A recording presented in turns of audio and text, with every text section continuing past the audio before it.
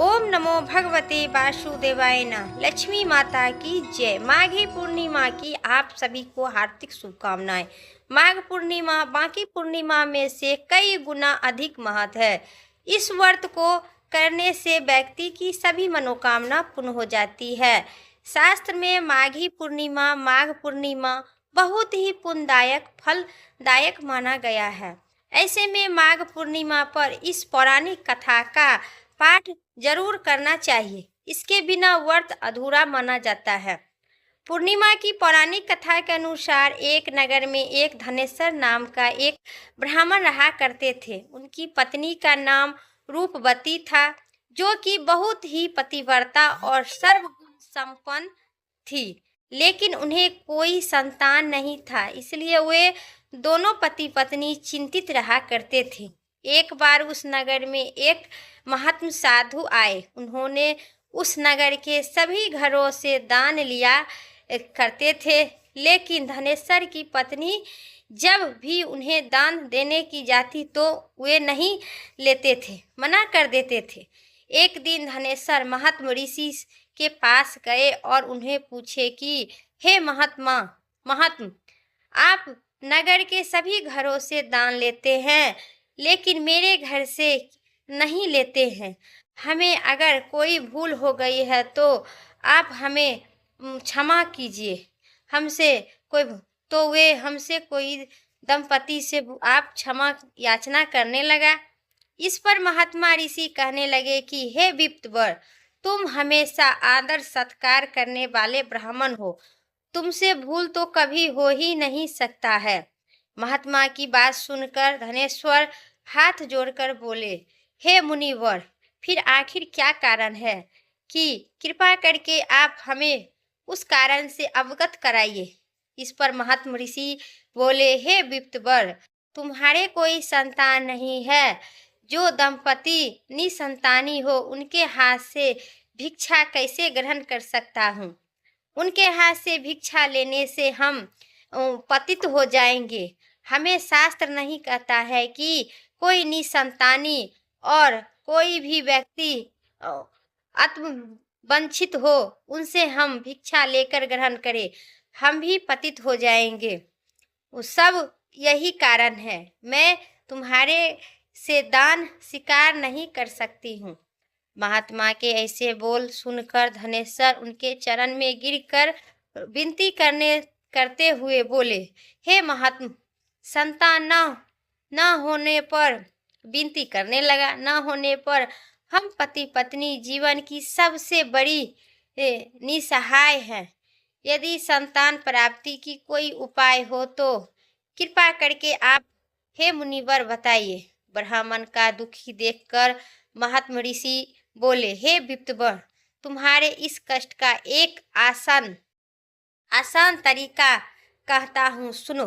तुम्हें 16 दिन तक श्रद्धा पूर्वक काली माता की पूजा करो, उन्हें प्रसन्न करना होगा, तो उनकी कृपा से आवश्यक तुम्हें संतान की प्राप्ति होगी। इतना सुनकर धनेश्वर बहुत खुश होकर उन्हें महात्मा को आभार प्रकट किए और अपने घर जाकर पत्नी को सारी बात बताई। इसके बाद धनेश्वर माँ काली की उपास करने के लिए वन में चले गए। ब्राह्मण ने पूरे 16 दिन तक माँ काली की पूजा की और उपवास रखा। उनकी भक्ति देखकर और विनती सुनकर काली माता ब्राह्मण के स्वप्न में आए और बोले कि हे धनेश्वर, तुम निस्सहाय मत हो। मैं तुम्हें संतान के रूप में संतान प्राप्ति का वरदान देती हूँ, लेकिन 16 साल की बाद वह अल्प आयु उनकी मृत्यु हो जाएगा। काली माँ ने कहकर कही, यदि तुम पति पत्नी विधि पूर्वक 32 पूर्णिमा का व्रत करेगा तो तुम्हारी संतान दीर्घायु हो जाएगा। प्रातः जब उठा तो तुम्हें यहाँ पर आम का वृक्ष दिखाई देगा। उस पेड़ पर एक फल तोड़कर और ले जाना, अपनी पत्नी को खिला देना। शिव जी की कृपा से तुम्हारी पत्नी गर्भवती हो जाएगी और तुम्हें आवश्यक भगवान शिव माता पार्वती वरदान देंगे, तो तुमको पुत्र की प्राप्ति होगा। जब धनेश्वर ब्राह्मण उठा तो देखा वही किया, उनकी पत्नी गर्भवती हो गई। इतना कहकर माता अंतर्ध्यान हो गए।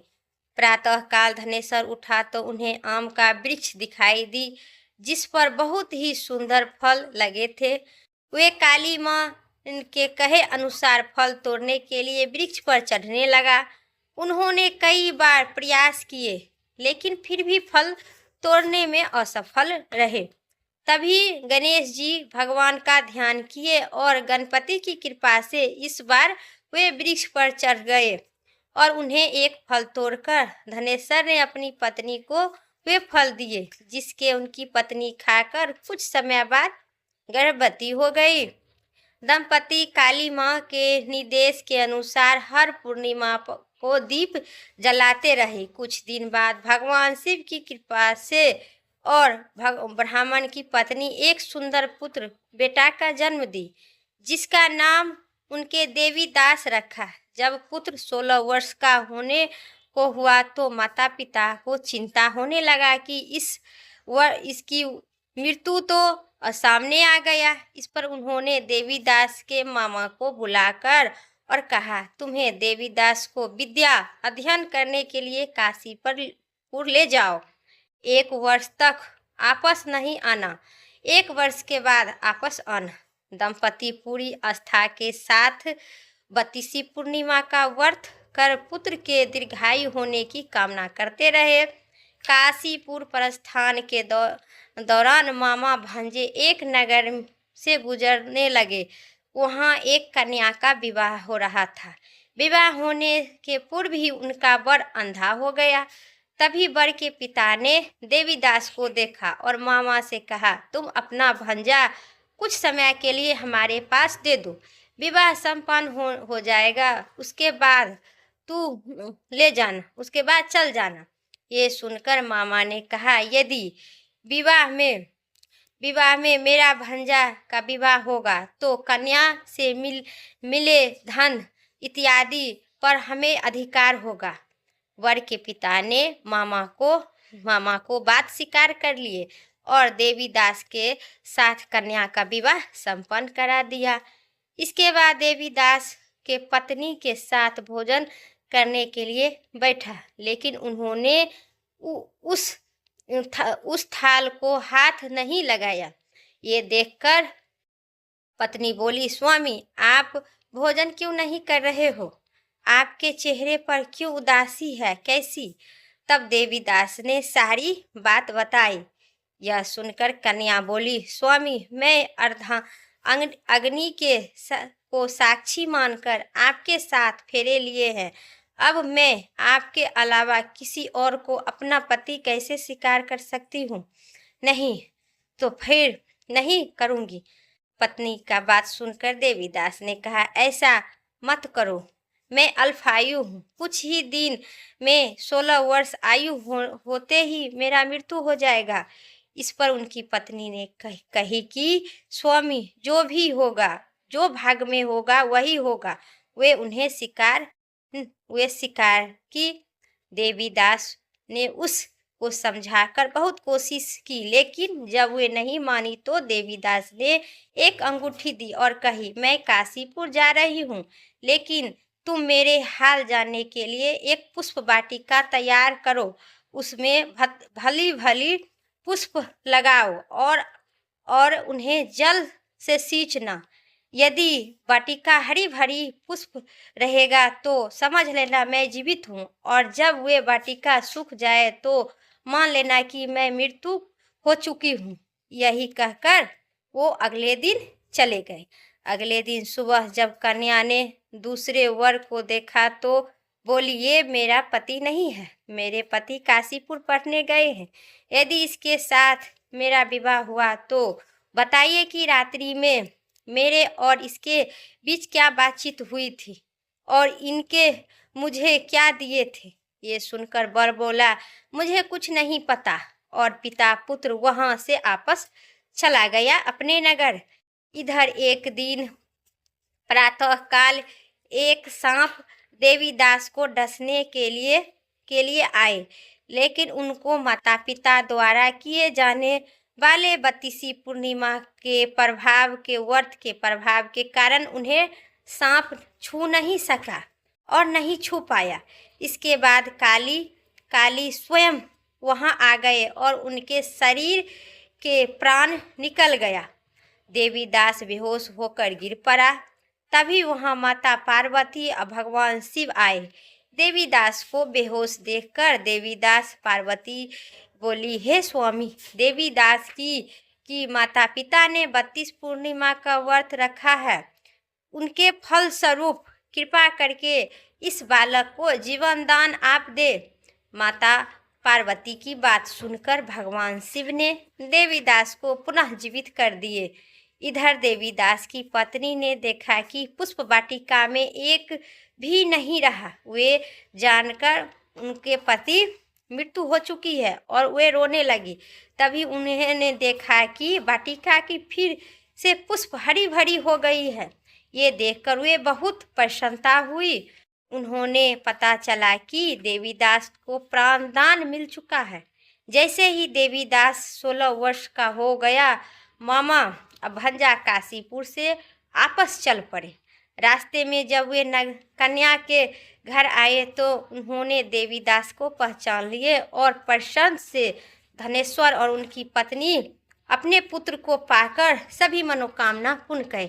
जो माता पिता ये 32 पूर्णिमा का व्रत करते हैं और कथा सुनते हैं, जैसे देवीदास और धनेश्वर और उनकी पत्नी के बेटा को दीर्घायु प्राप्त हुआ, उसी प्रकार सभी को होगा। बोलिए भगवान विष्णु की जय, दुर्गा माता की जय।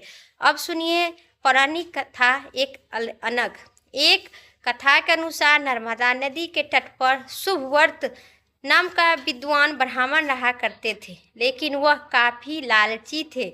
उनका लक्षण किसी भी तरह धन कमाना था और ऐसा करते करते हुए समय से पूर्व वृद्ध दिखने लगे और कई बीमारियों से लिपट गए। इस पर उनके मन में आया कि उन्हें पूरे जीवन तो धन कमाने में बिता दिए, अब जीवन का उद्देश्य कैसे होगा। इसी क्रम में उन्हें माघ मास के स्नान का महत्व बताने वाले एक श्लोक याद आए। उसके बाद स्नान का संकल्प लेकर ब्राह्मण नर्मदा नदी के स्नान करने गए। करीब 9 दिन तक स्नान करने के बाद उनकी तबीयत खराब हो गई। इतना तबीयत खराब हो गई, ज़्यादा तबीयत खराब हो गई। इस पर उसी दौरान उनका मृत्यु का समय भी नज़दीक आ गया। वे सोच रहे थे कि जीवन में कोई सकारात्मक कार्य तो कई नहीं, कोई धर्म कर्म तो किए नहीं, कारण उन्हें नरक में तो जाना ही पड़ेगा। लेकिन माघ मास के स्नान करने के कारण उन्हें मोक्ष की प्राप्ति हुई। पौराणिक मान्यता है कि जो भी व्यक्ति श्रद्धा पूर्वक पूर्णिमा व्रत रखती है और व्रत की कथा सुनते हैं और स्नान करते हैं, उन्हें संतान सुख मिलता है।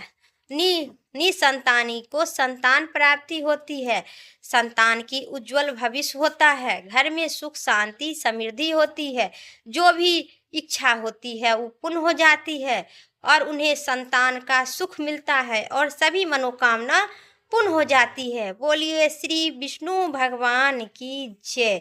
उम्मीद करते हैं आप सभी को इस कथा पसंद आई। चैनल पर नए हैं तो सब्सक्राइब करके कमेंट बॉक्स में अपना विचार विष्णु भगवान की जय और हर हर महादेव जरूर लिखें। फिर अगली वीडियो लेके आते हैं, तब तक के लिए जय श्री राम, हर हर महादेव।